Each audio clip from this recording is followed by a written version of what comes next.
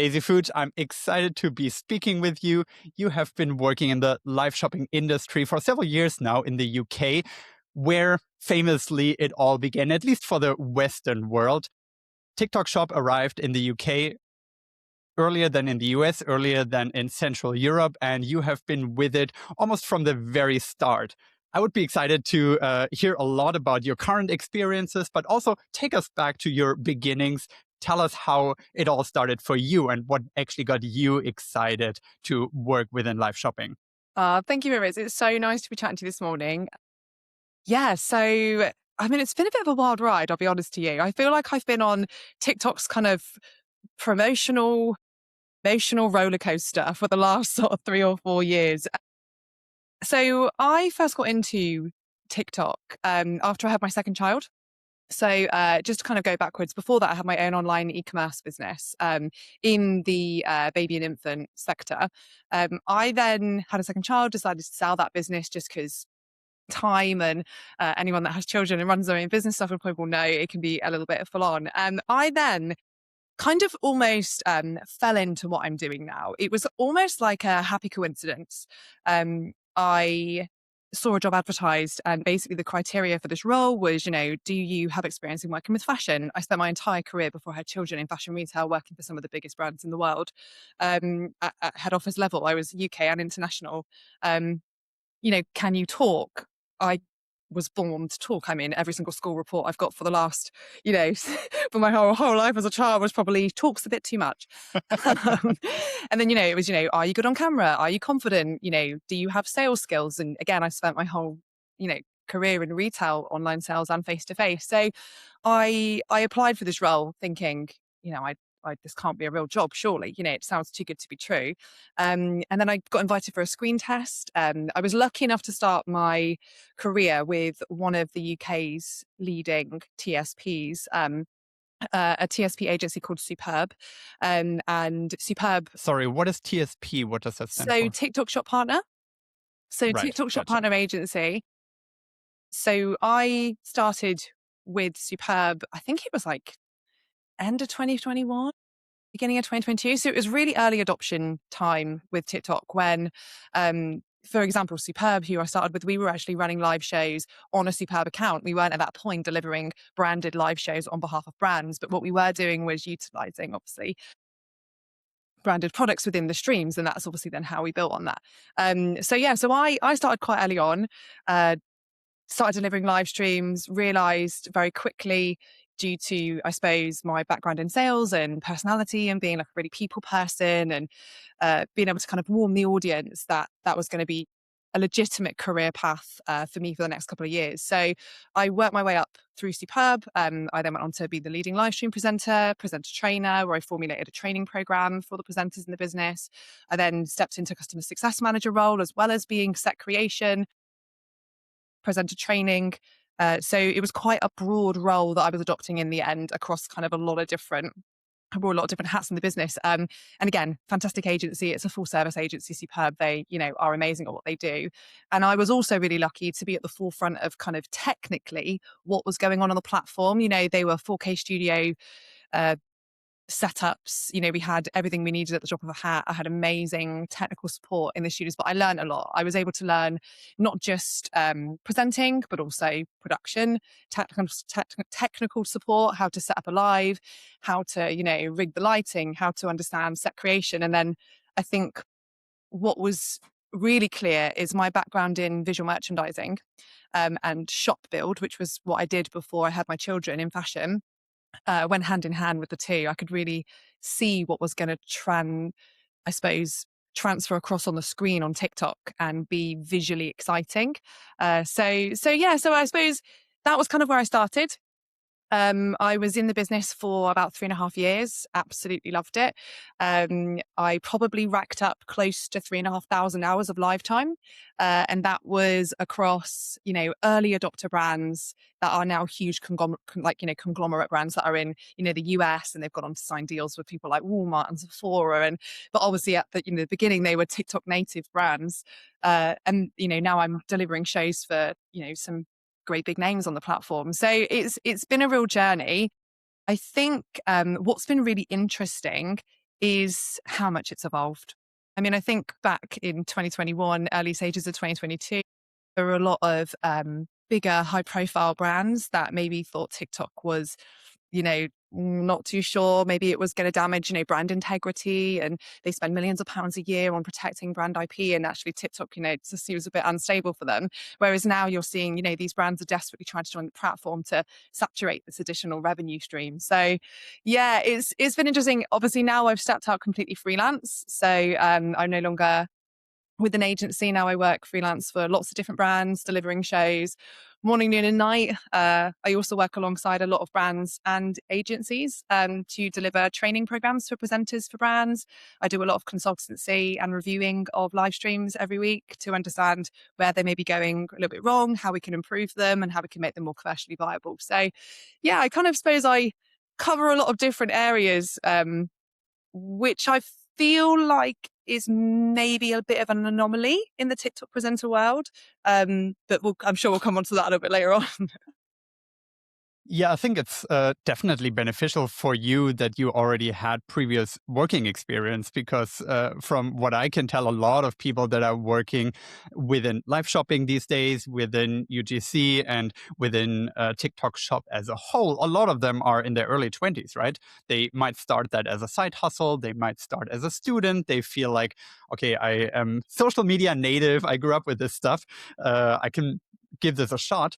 Whereas you actually had like a formal training, you had several years of working experience, and I can imagine that that was hugely beneficial at the beginning. And then you also were fortunate enough to find a fantastic employer that had like a very broad scope of what they were offering and really gave you that learning experience of not just learning how to be confident in front of a camera or be able to convert and sell, but also to learn about lighting, learn about all the different things that go on behind the scenes of a huge live event.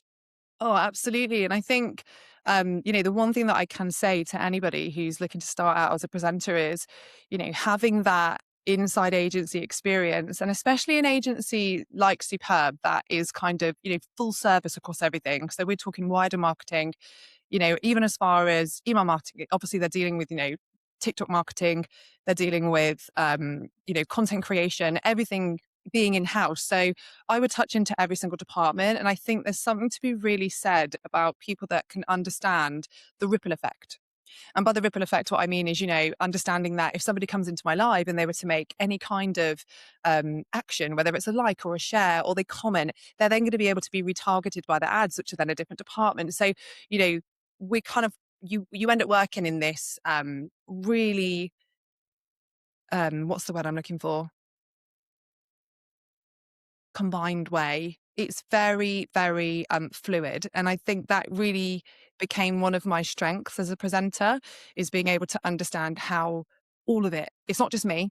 There's another team that's also funding maybe GMV Max. Maybe they're creating, all these different ad promotional periods that are happening. And then they'll let me know what time they're going at. And, even down to things like, understanding the importance that if you go live 1 minute or 30 seconds after we have told, the ads that we're going to be going live, you could miss this huge boost of traffic and it's like a waste of money. And just, understanding the importance of everybody's role to get this end product. Obviously being, a great presenter who can warm an audience, who fully understands products, who does their research, who understands a full sales cycle and how to complete a sale on TikTok, hold the hand of new customers, as well as, engage and entertain followers. It all works together. So yeah, I would say having come from inside an agency where I got to work alongside and see how all the channels create one great end GMV goal really helped me. And it still helps me today, even with what I'm doing from a freelance perspective. I know that, I'm trusted by different brands and different agencies to do my job well because I've got experience doing it well with an agency that does it well. So yeah. Yeah, it certainly helps for your CV and for future partners that you work with, brands that hire you to show where your roots are and that you actually understand the role that you have as a live shopping host, right? Yeah. I think especially a lot of people who might be on the receiving end of live, they don't really understand the massive scale of these productions these days and what goes into it behind the curtain. So for the live presenter to then also understand, like you said, okay, this is actually important to sync up with GMV Max ads going live with this and that and the other. To understand your role in this large machinery, I think is crucial for the success. It's not anymore about just turning on your smartphone and being charismatic and being fun to listen or to watch. But instead, you have to be professional about it. And I can imagine that in the last 5 years that you have been working in this field, this has massively changed. I would imagine, even though you started with a very legitimate agency, that it was much scrappier than things are nowadays. Well, I think that comes though with the platform evolving as well. I mean, even down to the data that you could see on a dashboard when I first started the business was very clunky. It was we if we wanted to see CTR and add to cart and things, we really had to do the deep dive. Whereas as the platform's developed and it's become a lot more easy to access all of those real-time data numbers, you can use them as a presenter on the live stream to drive what we're doing. So I think that's another thing that I would say is, and this is probably where, from what I'm seeing in terms of presenter behavior on the platform, it very varies. And I recently actually did put a LinkedIn post out about this. I'm not sure if you saw it, but just the different levels of presenter that you see across TikTok seems to be very varied. And from what I gather, because I have got quite a large community of presenters that I speak to regularly, I sometimes push them into different shows. The feedback I get is that actually brands, also their expectation is very different, and what they supply presenters with in studio is very different. Sometimes presenters will be asked to do a show and they'll have no visibility of numbers, no visibility of real-time metrics. And so they're asked to do a job, but actually, other than, the basics, ABC, this is the product, this is what it does, just do your best to sell it. They're not really able to use that real-time information and then drive the audience on the spot. So I think that's something else that's really important, is it being collaborative. Yes, of course, there needs to be a brief. Yes, of course, we learn all about the brand. Yes, of course, we go into a show understanding the flow, the vibe, what we're looking to achieve. But being able to pivot in the show based on the real-time information we're seeing from customers' behavior, whether that's down to CTR, product clicks, add to cart, overall GMV, that is also what should be pushing us whilst we're on the live, and that's what pushes me. So yeah, it's nice as well to be able to see all that information, end a live stream, and be able to go back to the brand from like a collaboration perspective and say, well, listen, I know that the show plan for the rest of the week looks like this, and these are the promotions that you've lined up, and they're all amazing, and that they're going to do really well. However, the behavior we're seeing from the audience actually pushes towards this, and maybe we need to be focusing on this because this is the appetite. And it's nice to be able to have that input and impact on what we then see for GMV. So yeah, that, I suppose, yeah, you're right. I mean, it's super collaborative, and actually, yeah, a lot of those key learners can help.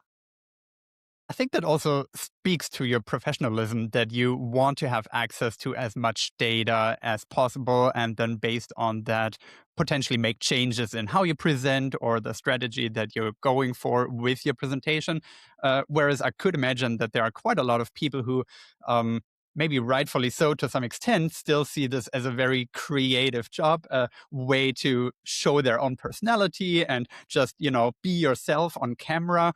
And try to make that sell, but not base it on data, and certainly not be able or willing to make changes when whatever they present does not land with the audience.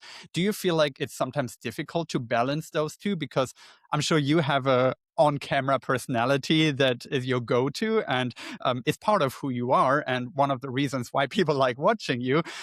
But at the same time, you need to pay attention to the data and be willing to pivot where necessary. How do you reconcile those two? To be honest with you, I think it just comes from like test and learning. And I can only obviously speak on my own personal behalf. It, in my mind, it's the combination of the perfect storm. So not dissimilar to if you were, I don't know, going to go jump off a cliff, okay, and you've got the perfect parachute and you've got a whole team who've prepped you and they've put this great big parachute on you and they're saying, listen, this is the course, we've checked the weather, it's looking great. off you go. But if you don't have the know-how, as in how it works, why it works, if the wind changes, how do I react, all those things, the chances are you've got a risk of falling. And I think it's exactly the same on a live stream. Yes, of course, being a really great salesman helps. However, TikTok live streams don't perform their best when it's super heavy, heavy, heavy selling because the audience will switch off. They want to be entertained. They want to have a familiar face. They want to have warmth. They want to have energy. They want to have pace. They want to have excitement. Like we all know, you've got between 3 and 5 seconds of scroll time before someone comes in and they leave. Unless you're giving them something to stay for, unless you're calling them out, giving them a personal service, like they're leaving. I think it is one of those situations where if you can bring exciting personality, be yourself. Absolutely. And I think there is a place for that. You know, people don't want a copy of someone else. They want to see differentiation. And if you can bring, personality, excitement, as well as the ability to pivot and foresee what's happening in the live and make active changes, as well as deliver a tight sales cycle, you're going to win, and even if it takes several lives to test and learn about what key timings work for you and what key timings work for that brand and that product, eventually you will find it. But the other thing I would say is consistency is really key. And I think this is something that can make or break a really good presenter. I've been on lives where there's been thousands of people in the audience and the comments have been coming in so fast, you would have to be the Rain Man to be able to read them all. Okay. So some people will, switch off because they feel like they haven't been answered, and you'll be pinning, the most frequently asked question to try and cover all bases of people in the live.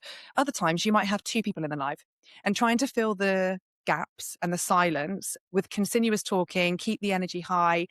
That is so much harder than a busy show. So yeah, I've probably gone off on a tangent there, Maris, but yeah, I think it's a mixture of personality, commercial awareness, and presenter skill set. Yeah, and what you just said, that you need to be the same whether 1,000 people are watching or 2 people are watching. I think that just goes to show how important it is that you have already a personality and an inner state that allows you to bring that energy to the audience, no matter how many people are watching or who is watching. Yeah. For that reason, I also thought that in a way it could be liberating to some extent to have less data available than too much, because maybe you bring energy differently when you don't know how many people are watching, because it could be 1,000. It could also be 2. This is the But thing. yeah, it's hard to reconcile those two. Are there other things that you feel are currently in the setup, the way TikTok Shop works and the way that live shopping is done, mainly in the UK?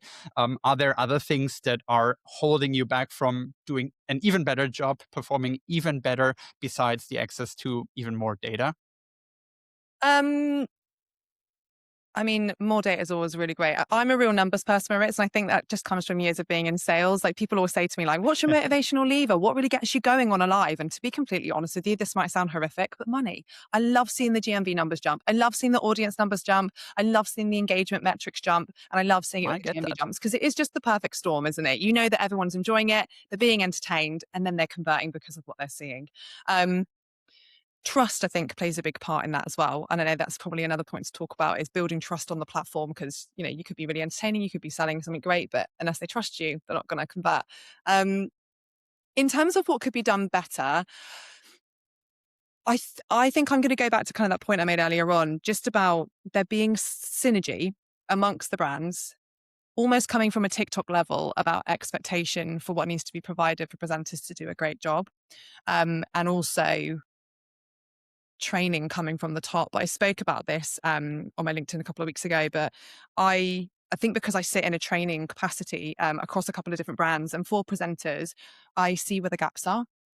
And I'm personally working on something towards this myself, but I'm a real, if everybody rises, we all win kind of person. And I think it would be really great to just see the whole platform operating at a really great level, because the more that it does, the more people that will want to adopt it, the more brands that are going to come on board, because they can see that actually the alignment is there and everybody's winning. So yeah, I mean, more so from a training capacity, but that's more of an internal situation rather than like a data or an actual app situation, because I think actually what we're seeing is great. I mean, like anything, it's going to evolve. I do think we're moving into, there's been a bit of a change since I came onto the platform. So, for example, we were seeing a really great surge of TSPs operating where people were wanting, very glossy, very flashy, high production live streams to almost authenticate their brand and their brand integrity on the platform, which are great. However, I think that there became a period where brands were, and they will always serve a purpose, big, shiny, flashy KLS campaign shows, they always serve a purpose, of course. And I'm absolutely not in any way saying that will change anytime soon. Just to preface what I'm going to say next.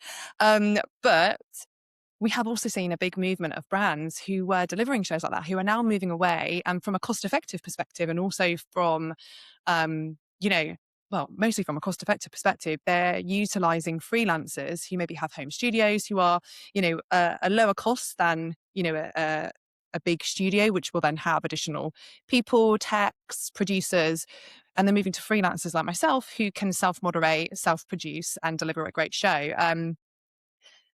And I think we're seeing this swing going that way. But then also I'm now seeing a swing moving. It's so fluid, but I think there's a place for both. I Just do. oscillating back and Yeah, forth, which is, huh? we're seeing this real flux. I mean, I'm getting inbounds constantly from brands that are looking to onboard and who are looking to do it at a much more cost-effective way. There is, of course, an argument from a lot of TSPs, and I'm sure I'm going to ruffle a few feathers with this comment, that, it needs to be high production. It needs to be, really great. Otherwise, you're damaging the brand. I totally disagree. I think the platform, if it's done and it's executed really well, and you have a high-performing presenter, you can deliver great ROI. I've delivered shows at home which have had 70 ROI in 2 hours. Really, really great shows. Yeah.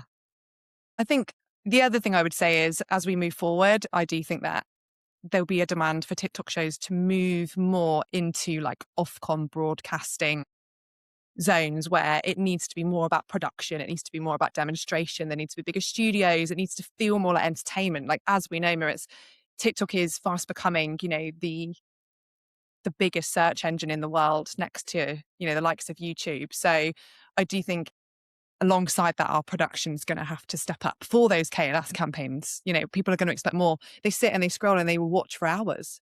And it's all about how are we entertaining them? How are we retaining them? So yeah, I think there's Yeah, space for both, but I do think there's probably going to be big changes there.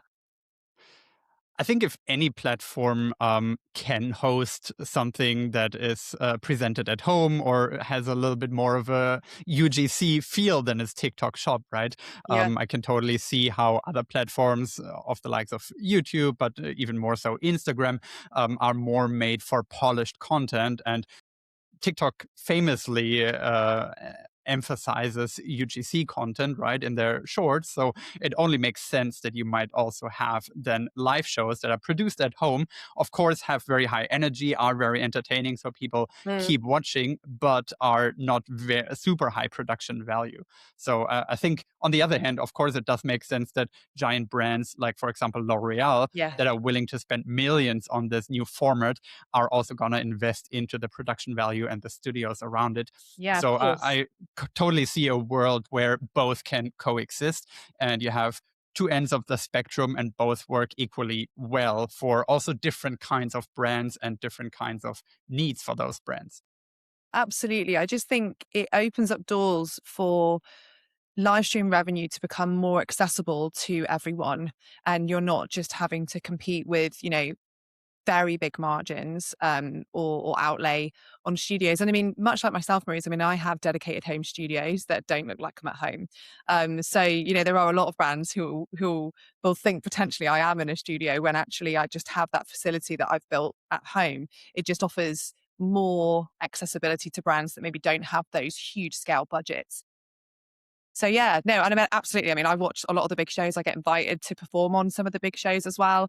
Obviously, my location, I'm in South Devon, so I don't live in the London area. If I did, I'm sure I'd probably be able to deliver more of them. So yeah, so for me, this is why this situation works really well. Yeah, makes total sense. You mentioned that you coach a lot of people who are getting into live shopping or have been working with it for a while. What are some of the sticking points that you see with your clients that you coach, and things that people can take away when they listen to this that in your opinion, makes the biggest difference if you're getting into this that you improve on?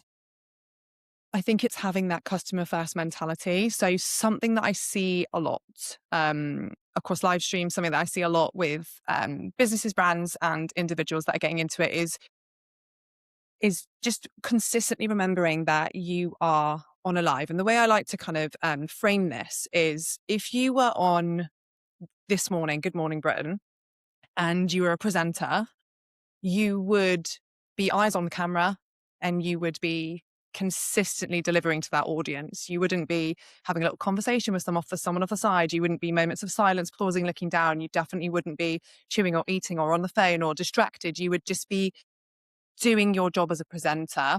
And I think if you can commit to delivering shows, you would be able to be dropped and dragged and put into any area, whether it's TV, whether it's radio, whether it's a podcast, whether it is, a TikTok live stream, YouTube live, Amazon live, wherever, it's going to go. It will be easy for you to transfer. I see a lot of behavioral issues more so than anything, whereby I'm watching lives and like we said, sometimes it can be low viewership. And, I completely understand low viewership, low GMV can be very disheartening when you're on a live stream and you're really wanting to do a good job and it's just not there. And that can be down to a multitude of things. And I think, so one thing I would say is try and remain detached from what you're doing. And by that, what I mean is emotionally detached. It's really easy to take things very personally when you are the face and you are the person talking and nobody's coming in and nobody's chatting and nobody's buying because you think, well, it's me. They don't like me. It could be anything. It could be that actually some of the biggest players are on the platform and they are saturating the traffic. It could be that actually your product promotionally isn't in line with a lot of other people. There might be brands that have been giving, TikTok leverage. Maybe they've got additional coupons and you sit in the same category, but yours is slightly more expensive that day. It's about remembering that there are so many other things going on. Of course, I would always say, analyze your behavior, check your numbers. Are you in line with what you're seeing from a real-time perspective? Are we doing the full sales cycle? Are we holding the hand all the way through? Are we making sure that we're being inclusive to new shoppers as well as followers? Are we engaging people that know nothing about TikTok, know nothing about the brand? Are we saying, right, welcome to the live? Are we then delivering all the USPs? Are we leading with hooks? Are we showing them how this problem solves? Are we then giving them everything in terms of promotional activity? But actually, if you get it today, you can get it for this price. And here's how you do it. You add it to the basket like this. Also, this is what you can get it for right now. If you get it in the next 5 minutes, there's so many different things driving urgency, understanding the full sales cycle and hand holding them through the checkout, whether they are an established TikTok user or whether they're a newbie. Yeah, I suppose just to break it down, shorthand version, behavioral things are really important. And always remember that anybody could be watching. I've had shows, like we said, where you have 5 people on, but I've seen some big names swing into the live just to come and watch. It could be the brand owner that's watching you at that precise moment. So it's just really important for the brand and for yourself for future opportunities to always make sure that you're like best foot forward, being as engaging as you can, understanding the product inside and out. Building trust is so important on the platform. If somebody comes into the live and they ask you a question about the product, if it's something that you could know it, because they're going to trust that you know it and they're going to trust that what you're telling them is legitimate and that actually you're the trusted space for problem solving. If they buy consistently, they'll come back and they'll ask you a question because they know that you know it and they trust you. So doing the legwork, really important. And just coming at it with a really customer first mentality always. Those tend to be the biggest sticking points is, not delivering the USPs, not delivering a full sales cycle, behavioral issues on the live, and then not understanding the metrics and how to actively use them to benefit your performance. So yeah, those would be probably some of the top things that I would say to anybody who's looking to join the platform. If you can really, really double down on those, it will stand you in such great stead to work with any brand. Daisy, you also mentioned that you had previous sales experience. I'm sure that's hugely beneficial. How do you put that into context with everything else that you just mentioned? If someone, 19 years old wants to start doing live selling from their living room and they actually have that bubbly personality, they can tell a story, they're engaging, they're customer centric, but they've never sold anything in their life. Is there like a checklist that they can go through of things that are crucial to actually close the deals and not just be entertaining. Because let's remember, this is not social media like it was 5 years ago. This is not about getting the most engagement. This is not about getting the most views.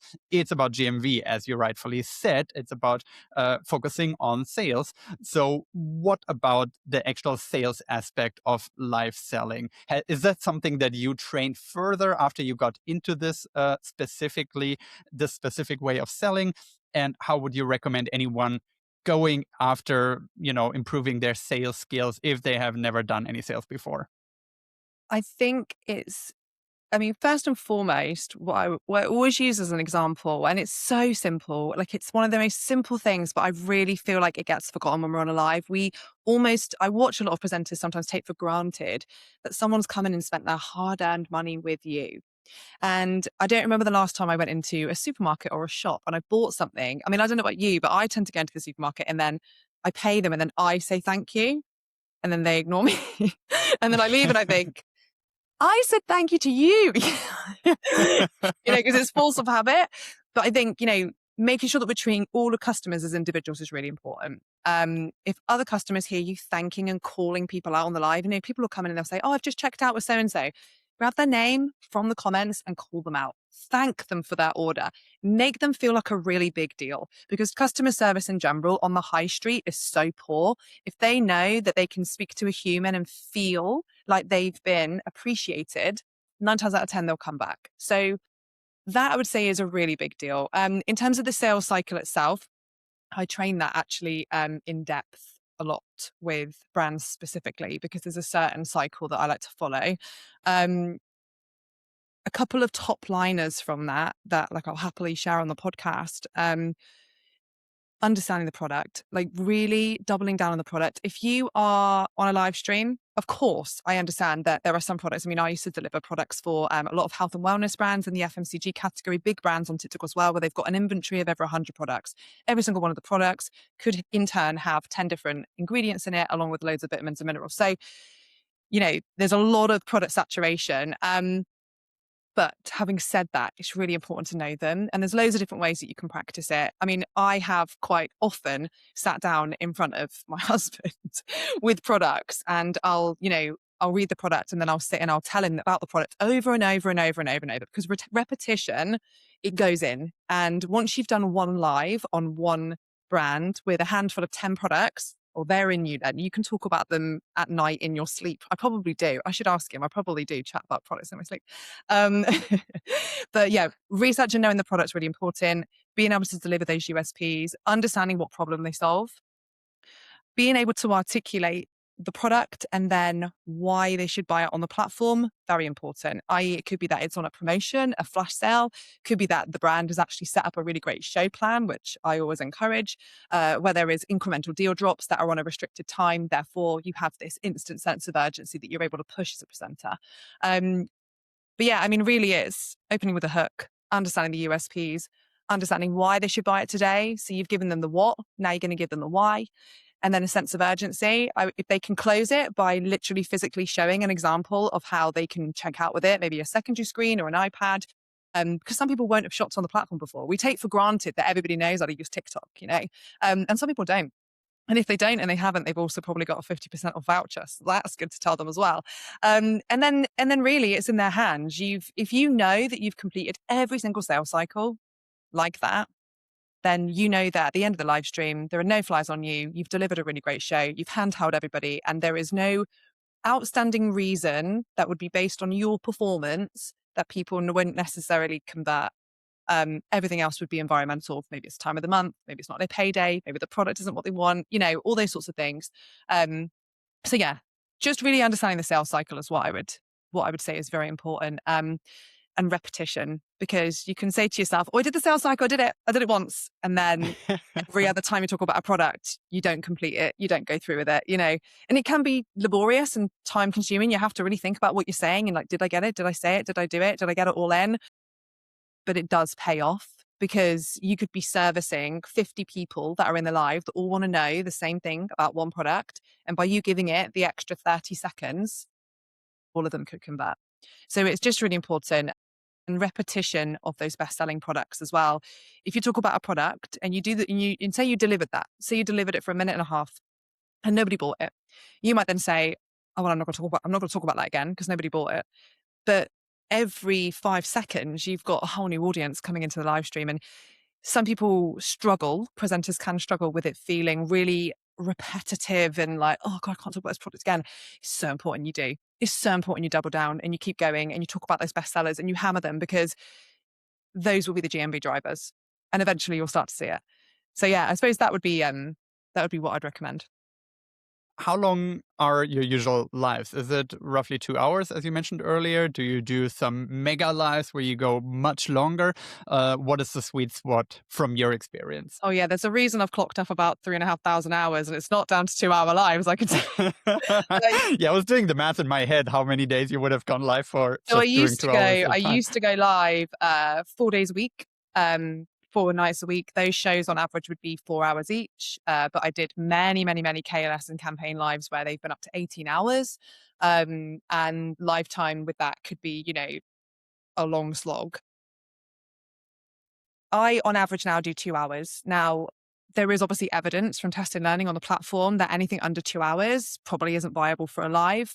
Sweet spot can be 3 or 4 hours.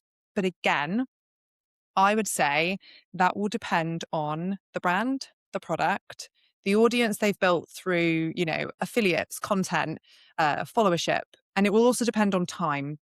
Uh, there are obviously key time periods to go live on TikTok Shop when the platform's more saturated, when people have left work, they're at home, and conversion opportunity is a lot higher.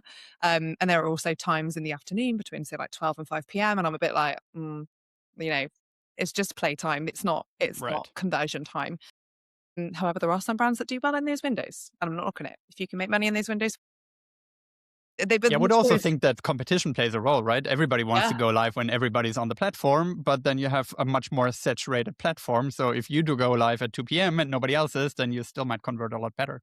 You may do, and this is the thing. I think it will depend on the audience you're looking to reach, and it will depend on the product, because different audiences also are live at different times. For example, like, in the evenings, you've pretty much got a wide mixture with everybody who's on the platform because they're all winding down after work. However, in the mornings, say between 10 and 12, you might have, school parents that have dropped off in the morning that aren't necessarily at work and they're at home. What are they looking for? First thing in the morning, pre getting ready, you might have, everybody again back on the platform looking to make a quick purchase. The behavior is different at different times of day. So that will play a massive part.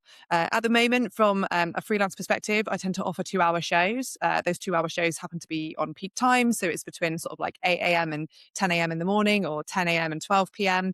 And then I'll operate again from usually 8 p.m. up until 11 p.m. at night, sometimes 7 p.m. So only ever in key conversion windows. And I think that comes from experience. And also, I'm incredibly conscious of ROI. And again, I think that comes from being in a sales focused background. I truly believe that we as presenters not only need to be maximizing GMV, we need to make sure that we are profitable and part of it. Otherwise, it doesn't serve a purpose. So yeah, so at the moment I'm doing 2 hour lives. I have done 4 hour lives consistently 4 days a week. I've also done 14, 18 hour lives in FBT, on location, in studios, all over the place. Wow. Yeah, you just said how important ROI is to you personally, and I'm sure to your brands that you work with as well.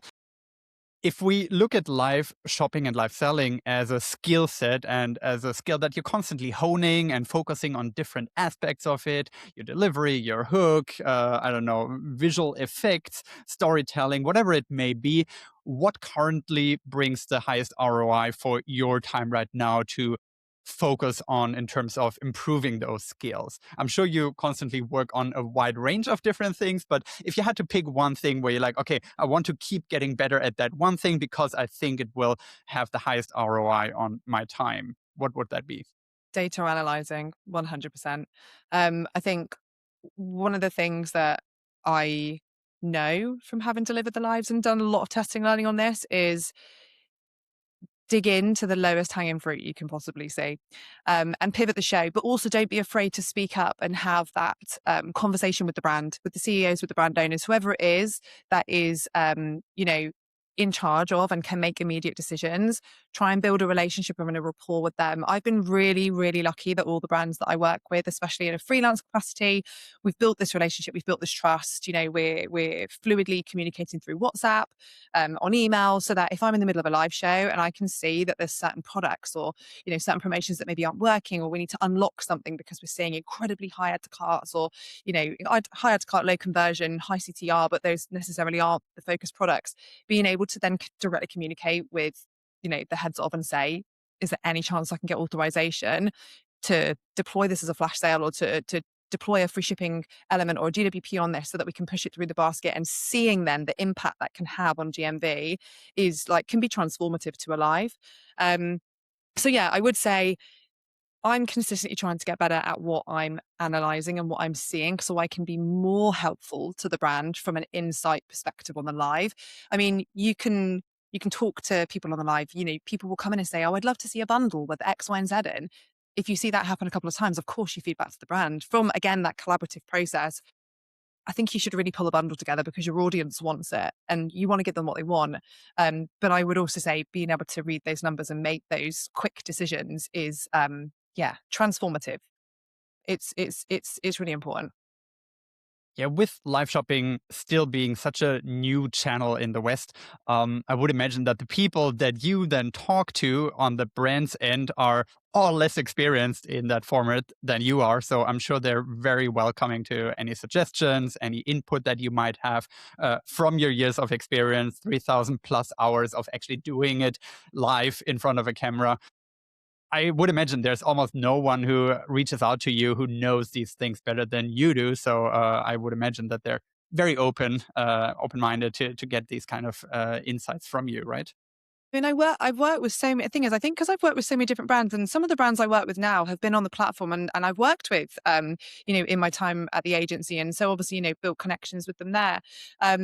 And there's so much skill on the platform. I speak to Mm. people that work inside different agencies and work inside different brands who maybe were agency and have gone to brand, or maybe even they've developed a brand because they started at an agency. And they're really well versed in the platform. And I love talking to people like that because I feel like we all get excited about it. We know what we're talking about. We all get excited about it and we can kind of dig in straight away and make change and make action. And then, of course, you're right, Moritz. There are people that are new to the platform. They want very much hand holding. They kind of need to really understand it in layman's terms because let's be honest, sometimes when you start coming out with all the TikTok jargon, people are like, yeah, it's all different levels that I work with, and I find all of it just as exciting across the board. Do you also work with people maybe in your coaching role where you actually talk to founders or staff of companies and brands that actually want to have someone from within to do this? Not because they're professional at it, they're not hired guns, but they're just passionate about it, or they have the authenticity because they are actually the founders or CEOs even of those companies. And how's your experience with that? Because I mean, we discussed a lot that is pretty essential to make this a well converting channel. Skills that need to be honed, things that need to be developed over time and through many, many hours of also trial and error and failing continuously. You have done that. Those people have not. But they do have the advantage that they know the company and the brand and the products inside and out, and they do have the passion for it, hopefully, and they do have the authenticity, which I'm sure resonates with the audience. So, what is your experience with doing these kind of live shows?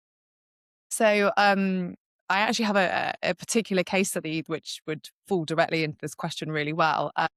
Where I worked alongside a brand who were already operating TikTok lives, not necessarily at the frequency that they wanted to. Growing brand, great product. And they were seeing some virality every now and again, like little pockets of these little bursts. And they knew that actually, live streams seemed to be where they were making the majority of the GMV. They needed to up the frequency. The CEO himself was actually delivering these live streams because he was the trusted voice. He had like a real authority about this particular category. But obviously, he doesn't have the capacity to go live and run the business, this entire time. So he actually brought me on board. Now, when I first came on board and delivered the live shows, the way I delivered the lives versus the way they had been delivered was very different. My pace was a lot faster. It was much more sales focused. There was a lot more energy. I was bringing a different like creative element to it. I was introducing a lot more in terms of demonstrations and so in the product, and it was just a lot more dynamic. But that comes obviously from years of experience of delivering live streams and understanding really what the TikTok audience would like to see and maybe how to engage them a bit better. And even down to set creation, like the look and feel of the live had changed significantly. Whereas it was being done in a warehouse, that was being done in like what looked like a purpose studio for the brand. Um, so the live streams that they were then delivering internally changed because they were then mirroring my behavior, and we would then talk about what was working because they were seeing difference in GMV jumps, and they were like, oh, okay, so this is the process we need to follow. So they were then mirroring a lot of the lives that I was doing, and they then set up a studio internally in the business. And that was great. And I love it when brands do that because I just think, you know what, it becomes more aligned. It means that every single time they're live, it's really recognizable as the same brand.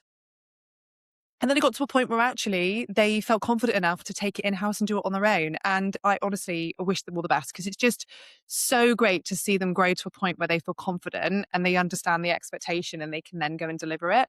So yeah, I mean, I've worked with lots of different brands. That is probably a prime example of what you were saying. Have you ever worked with brands where the CEO or the heads of directly are involved? And what does that look like? I think it just goes back to that age-old saying of like, people don't know what they don't know until they know it. And then when they know it, they can fly with it. So yeah. Is that a general trend that you're currently seeing in the UK? I just came back from China, and a lot of people there obviously are doing live selling. It's a much more mature market than it is here in the West, and the UK is already the most mature Western market that we have, right? But in China, it's been just this massive, massive scale of doing lives, and everyone is doing it. So the tiny corner store, the mom and pop shop, everybody has a smartphone out. Everybody is talking to their audience almost constantly. They just have a little tripod on their counter, and they're not having any special lighting. They're don't, at least as far as I can tell, they're not specifically trained to do this. And still they're doing it. So it Yeah. must be to some extent worth their time. Is this something that you think every place will look like in the West in 5 years? Or do we just not have the kind of scale that a Chinese population, for example, has? I think it's down to, and this actually plays into something that I'm currently working on at the moment. I think there is a massive opportunity for lives to become much more frequent on a much wider scale for so many brands. I think what we don't have is sufficient training in brands for them to be able to deliver it. If you look at the creator and affiliate virality and how fast that can move on TikTok in the UK, how big that's become, how vast that's become, how much revenue that takes for brands because they're content creation trained. The majority of content creation trained creators and affiliates that are on the platform aren't necessarily live trained. And so I think live feels a bit like, ooh, okay, live is live because it's live, but I've got to talk. Whereas I can film this 5 times before I then edit it and put it together. And it's like all the best bits. Whereas live is slightly more intimidating, I understand. But I do feel like, and I'm seeing this a lot more now by brands that are reaching out to creators and creators that are then going live. And we are seeing a big, pool of creators that are going live and making really great GMV for brands. So I think there's a huge opportunity for brands to not only deliver their own in-house branded shows, which is basically like, that's the authority bit where people can come back to their show and get everything they need directly for the brand. But I also think there's a huge opportunity for brands to use creators to go live for them all the time. And I don't think we're necessarily seeing that enough. Not especially not at medium and smaller size brands. We maybe are seeing it a bit more at larger scale. For example, like you said, like the L'Oreal Group. I've seen Garnier reps that have been going live lately, but we're definitely not seeing that at medium and lower level. But I think that comes down to a lack of skill set and training, which is a big opportunity at the moment. So yes, I think it could end up similar to what you're saying in China, where every single space is filled. If you think of how many affiliates and creators operate on TikTok Shop, I mean, I have no idea what that number looks like. We should probably have a look. If every single one of them could go live and they had a basket full of products from one particular brand, that could be hugely transformative for businesses. Yeah, and at the same time, I do share your sentiment that there seems to be a higher barrier of entrance to actually decide, okay, I'm going to go live, and I'm not just going to go live for like 5 minutes and, have all my filler words and my awkward pauses and all of that in there, but actually I'm going to go live for 2 hours plus, and I'm going to try to deliver it the best possible way. Yeah. And I'm going to work on my performance continuously. Like, as we mentioned, it's a skill set and it takes years and years of honing that. And in that way, it is somewhat different from making UGC content, I feel, because as you said, you can do another take and another take and another take when you try to film a little short for TikTok, but you Mm, can't do that when you're live. You're mm. on and people will see all your awkwardness if it shows. Yeah. So I Always, think it's a always. massive opportunity. It's a massive opportunity for people who are willing to embrace that and actually see it as a learning experience, not just for selling things live, but I do think it's actually a skill set that is super valuable in a lot of careers. If Mm, you're going into sales, if you're going into any kind of public job where you have to, present, where you have to do public speaking, all of those are skills that a lot of people lack and a lot of people are afraid of working on. And this is a fantastic way of doing it in a way that is a little bit intimidating, but maybe not as intimidating as actually doing it on the job when you speak in front of 100 people, but you do it in the safety of your living room and in front of a camera. yeah. And I think it would be so much less intimidating if you knew that you had the tools and you felt empowered to go in and deliver it. If you knew that we'd reduce the risk of you falling, and being able to deliver it. I mean, just going back to what we were saying as well, about, if you create a bit of content, you can do it 5 times and then you know that you've got it right and you've got this bit of content. I mean, I think it's so funny, isn't it? Because then I also see it from the other angle as well, where I think to myself, I know, and we can have many awkward moments on a live stream. Believe you me, I've had hundreds probably. I'd love to see a show reel of like all of my worst bits. um, I'm Like sure a there's super loads. cut. Yeah, I'm honestly sure there's loads. Where I've dropped stuff or broken something. Oh gosh.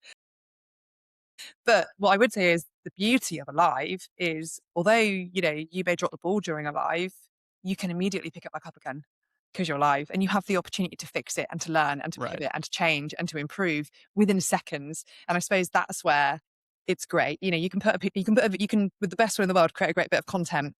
You're sure it's got an amazing hook. You know that you're gonna, you're sure it's gonna, hit virality. You've got the best product at the best price, and you're like really, really proud of it. For any reason, it could flop. But that bit of content's made. You can go away and you can remake it, but what's actually currently on the platform isn't delivering. It may deliver in a year's time when that evergreen virality finds it. But at the time, it may not. Whereas on TikTok Live, you could fail in 5 minutes, and then within the next 5 minutes, depending on how you behave and what you take from it, you could then see a massive improvement. So yeah, although it can be intimidating, I think if people were to have the right training, best foot forward, it could be a huge thing. And you're right, it could end up as big as China. Do you think that this will actually turn into like a full blown career for a lot of people? Not just in the sense like, influencers did 10, 15 years ago, where sure, you have the occasional outlier who actually makes a lot of money making YouTube videos back in 2010, but where people actually do this very strategically, that they leave high school, they're 19 years old, and they're like, I want to become a life seller. I want to do this professionally, and I plan to do it for the entirety of my career, not just as a little side hustle while I'm studying to become something else. Is that a future that you see playing out already, or is that something that will only be available to a select few? I personally see it as the platform grows, and it is absolutely booming at the moment, there's going to become room for much more people. I think that's going to be down to the individual, the drive, and what they are prepared to put into it. I think with anything, there's going to be expectation. And, brands that are operating at the moment, there's some fantastic talent that's circulating on TikTok Shop. I work amongst some amazing presenters. I watch some incredible shows. And I absolutely love that we're seeing so many new presenters joining the platform who are doing a fantastic job. It is so good to see. But I do think there still needs to be entry and access from a training perspective. That's in my mind what's missing at the moment. And yeah, I do think there's going to be opportunity for this to become a strategic role that people can say to themselves at school, I want to be a TikTok presenter. I mean, that's absolutely crazy to me because when I was at school, it was like, do you want to be a policeman? Do you want to be a nurse? Do you want to be a fireman? Like, do you want to be, I don't know, a farmer? And it's funny because now I sit here 36 years of age as a professional TikTok presenter, live strategist, and never in a million years, if you'd said to me, when I was 16, oh, that's what you're going to be, I'd be like, what? So yeah, I hope as it evolves and as it grows, that actually it does become something that's spoken about more widely. I do think schools have a responsibility and colleges have a responsibility to probably educate people that are coming up through about all the roles that are in social commerce. Social commerce is huge now. Marketing is huge. It's probably one of the biggest recruitment sectors in the UK across all categories. So yeah, I mean, I do think there's opportunity for it to become a career, but I just think there needs to be more information available ready for training because it's a difficult one to crack into if you are unsure how to step into it. Of course, you can test and learn. You can, join brands and just find your feet and go with it. But wouldn't it be really great to know that, like every other type of job, whether it is, you go to university and you can learn all about certain roles and then you can go off into those roles. Wouldn't it be nice if there was something slightly more specialist for social commerce? So you also feel like this career path that you're currently on and that you're embracing has the longevity to actually do this until retirement, let's say, even though that feels very far off into the Well, I future. don't know, But Maurice. I'm hoping it's going to be sooner rather than later. one I'd can like it to be dream. sooner rather than later. But you understand what I mean. Like TikTok started out as this platform 5 years ago where, the teenagers were hanging out, and now it has matured Yeah. tremendously.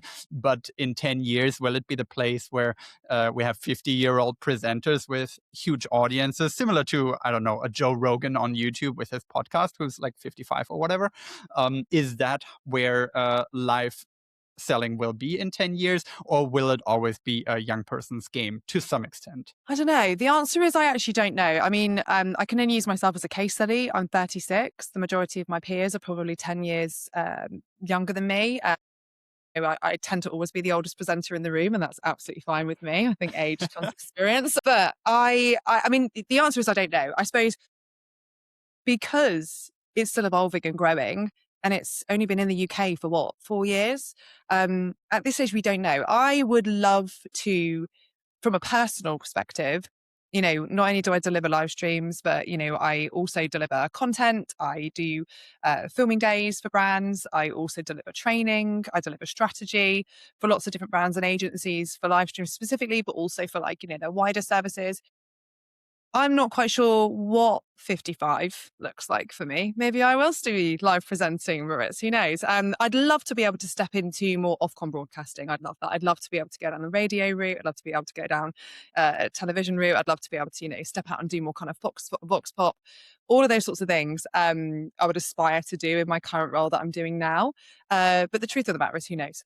TikTok hopefully will evolve into a great big beast and it'll open up so many more opportunities. I suppose where I'm fortunate is that I'm not just a presenter. I have a wealth of experience from the back end to the front end. And so I think because of that, I'd probably be in a fortunate position to be able to pivot into different roles and maybe just utilize those transferable skills elsewhere. Who knows, Maurice? I may still be delivering live streams at 55. Who knows? Yeah, I mean, it's so hard to predict any kind of career these days, right? As you said, if Yeah. somebody had told you just 10 years ago you're going to do a TikTok live selling shows, you would have asked, okay, what is TikTok? What is live selling? And now you're doing it. And similarly, I think nobody at this point with AI and everything that is Yeah. happening can tell what their job will look like in 30, 40 years, right? So if you're in your early 20s and you're trying to pick a career, I think doing social media is as good as anything. And I do think you learn an exceptionally large amount of transferable skills when it comes to public speaking, when it comes to confidence, when it comes to marketing, when it comes to sales. All of these things are essential to live selling and a fantastic skill set to develop, whether or not you use it in live selling or in any other profession later on. So I would also encourage anyone who's at that age right now to pick a career, to at least have an open mind and try it out. If it's for them, fantastic. If it's not, then move on. But it's also such a easy thing to, just try out. Get your feet wet, turn on your phone, see how it feels to just speak for half an hour, maybe to your own small circle of followers, and then branch out from there if you like it. It's fantastic to have such a interesting and fulfilling career available for really anyone with a smartphone. Yeah. And this, I think, is what is so interesting in terms of how much opportunity there is um, regarding live stream presenting. And I think there is so much opportunity, for people to join the platform. But I also think there's huge opportunity for training specifically for that role because, as we said, TikTok isn't just the UK, it's China, it's now worldwide, it's opening and it's evolving in more and more countries. So it's just going to it's going to become a bigger beast with, much more opportunity for much more people globally, not just in, the UK and in China. So yeah, I think it's an exciting time to be operating on the platform. It's only growing, it's only getting bigger, it's only getting better. And as you said, who knows, we might all be replaced by AI in the next couple of years. I think it's something to be very conscious of. AI in particular, when you're operating in this capacity, I obviously have very strict terms around AI usage, which I'm sure a lot of presenters do. And if they don't, they definitely should. So yeah, I mean, who knows? Who knows? Is that AI one of the main trends that you see changing the way social commerce works these days? Or do you see other trends how social commerce will evolve in the next 5 years that you're kind of seeing at the horizon, but that hasn't really reached mainstream yet? I think AI serves a real purpose. I mean, it would be wrong of me to say that AI hasn't completely evolved the way that we all work. We can go faster, more efficient. We can become a lot more streamlined. We can get access to the data and the analyzing of that data so much faster, and we can really draw down on the detail, which then gives us the opportunity to look over it rather than being in it all the time. So for me personally, that has obviously helped me in my role, not at a presenter level necessarily, unless we're talking about how my behaviors are changed by the analytics that I'm seeing, but much more at a strategy level. I would say has been really advantageous. I think if AI is used in the right way, it's fantastic for everybody. I think, do I think we can completely replace a presenter with an AI agent on TikTok? Probably not, only because I think people buy from people. And although you could have an AI version of a person, it's never going to be the same. It just won't be the same. People like the authenticity. They like the non-polished. They like there being, someone might slip up and say something that's funny. They like that entertainment, that ad lib entertainment. And if it's too polished and if the AI learns it too well, it could probably be quite robotic and a bit monotonous. So I don't know. Platform wide, I think definitely serves a purpose for certain aspects. I think from an on screen perspective, probably not. Is my own opinion. Obviously, everyone else might have their own. What I do you really think? hope you're right, Daisy, because I mean, I see all these AI videos, not so much the live selling shows, but certainly UGC videos and just generally reels and shorts and all that stuff. Being more and more flooded with AI content. And personally, I feel like it just harms the platforms in the long run. Of course, it drives engagement to some extent, and they're all optimized for engagement and for click through and all that shebang. But I think if the platforms like YouTube and TikTok look 5 years into the future, they don't want to be the platform where people only see AI generated content, even though it can be produced at mass. Hmm. So I do hope that there will be some guardrails being put up around this. How exactly that might look like, I'm not sure, because AI is here to stay, and I'm sure it's going to be a huge part of the post production of any kind of content. Hmm. But to actually be the content itself seems like a slippery slope, and I'm not Yeah. sure in the long run it will keep the people on the platform for as much as the real people do. No. And I think, what we mustn't ever forget is that TikTok's always been a people first platform. And if the main differentiation between Meta and between TikTok has always been that, Instagram's been much more curated. There is this aspirational person who lives Right. and loves Instagram, but TikTok's been much more authentic and native, and that's what's delivered the virality. And there's always been this separation. Yeah, we are seeing that gap closing slightly now because obviously we're seeing bigger brands, where it's feeling more polished. We've got much more around fashion and beauty. Obviously, that's two of the main dominating categories on the platform, and that is feeling a lot more curated. But there's still that people element where people are just showing up as their authentic selves. And I don't think that should ever really change. And that's the only worry, is that obviously with AI becoming more dominant on the platform through curated content, as you said, we start to merge into other spaces and then it loses its identity a little bit. So yeah, fingers crossed that won't change too much. I agree. Yeah, and I think us as users of these platforms, we can all vote with our engagement, with the time that we spend on it, and of course with the money that we spend on it potentially. If the platforms see that going down because of AI, they are going to be very quick to change rules. And I, for one, think that might be for the better. Daisy, it's been fantastic talking with you. I really appreciate you coming on and sharing your insights on this ever changing and evolving and booming industry of live shopping. Is there a place where you want to redirect people, where they can reach out to you if they want to learn more, if they want to chat with you, if they want to work together with you and hire you as a presenter and host? Where can people find you? Well, you can find me anywhere really. My TikTok handle is Daisy Fuge at Daisy Fuge. On LinkedIn, I'm a Daisy Fuge as well, and on email, I'm Daisypresents at gmail.co.uk. I think. Yeah, am I .co.uk? Am I .com? I should probably check that, shouldn't I? Uh, I can put it yeah. in the description below later. Why can't you just put that in the bio, Maritz? But yeah, so yeah, I'm pretty much findable anywhere. And thank you so much, Maritz, for having me. Honestly, it's been such a delight to come and talk to you. I know that we've been trying to get this together for a little while, so it's been really nice to finally be able to chat. And so nice to meet you. And thank you so much for having me. Couldn't agree more. Very happy to have you on. And thanks so much.